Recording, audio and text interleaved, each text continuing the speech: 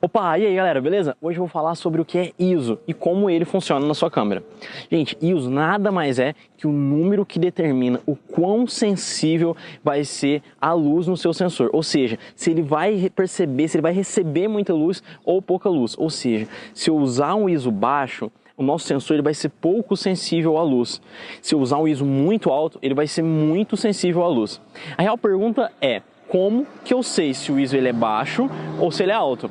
Por convenção, a gente sabe que o ISO 100, de numeração 100, é um ISO baixo. Então, vou mostrar na minha câmera para vocês verem a quantidade de números de ISO que a gente tem.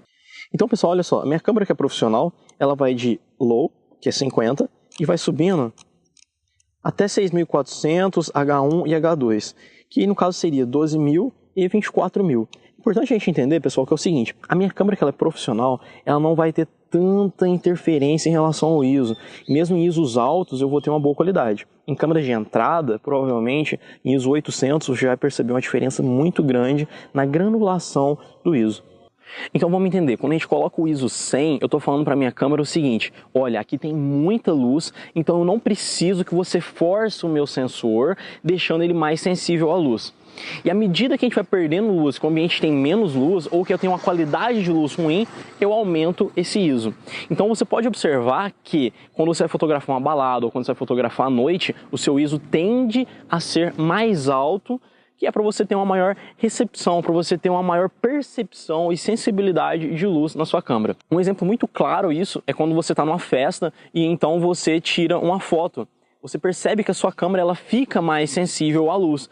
Tem até um modo noturno, que é quando ela ativa, ou seja, ela naturalmente está aumentando o ISO do seu celular, que é para ele ficar mais sensível à baixa iluminação que tem naquele local. Tranquilo até aí? Então você entendeu o que é um ISO baixo, um ISO alto?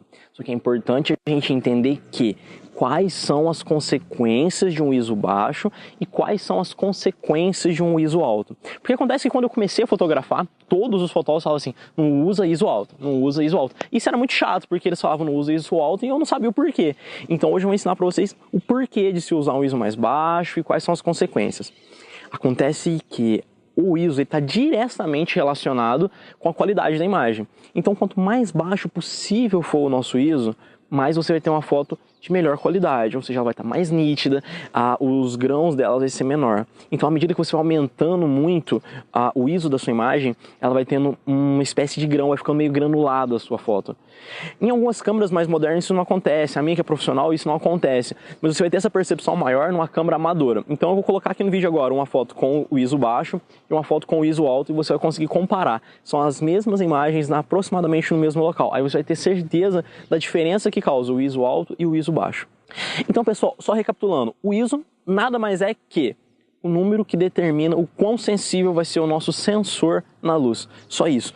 Não tem problema você usar um ISO alto. Não é feio, não vai ficar ruim. Em alguns casos pode ser até um estilo de imagem. Mas é importante você entender e não fazer por simplesmente fazer. É você fazer com sobriedade, fazer sabendo o que está fazendo. E aí deixa de ser um problema. O problema do ISO é quando você usa ele aleatoriamente, e aí fica feio, você acaba não tendo uma imagem com qualidade. A partir do momento que você sabe o que você está fazendo, você usar um ISO alto deixa de ser um problema e pode até se tornar um estilo.